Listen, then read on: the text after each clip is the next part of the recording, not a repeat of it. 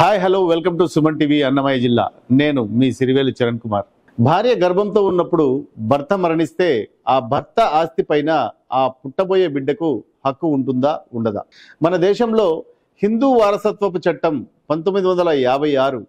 ఈ చట్టంలో మొత్తం 30 సెక్షన్లు ఉంటాయి. ఈ 30 సెక్షన్లలోని చట్టం నెంబర్ 20 ప్రకారంగా భర్త మరణించే నాటికి భార్య గర్భంతో ఉన్నప్పుడు భర్త యొక్క వారసత్వపు ఆస్తిలో ఆ బిడ్డకు సర్వ హక్కులు ఉంటాయి. కరోనా సమయంలో చాలామంది వారి భార్యలు గర్భంతో ఉన్నప్పుడు మరణించారు.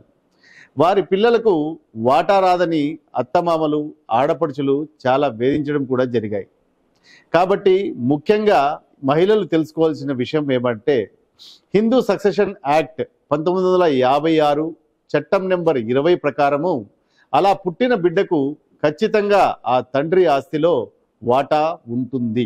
సో ఇలాగే చట్టం గురించి మీకు అవగాహన పెంపొందించడానికి ఎన్నో వీడియోలతో నేను మరింత మీ ముందుకు వస్తాను.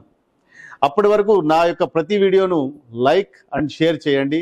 మర్చిపోకుండా సుమన్ టీవీ అన్నమయ్య జిల్లా ఛానల్ను సబ్స్క్రైబ్ చేసుకోండి. Thank you. జై హింద్.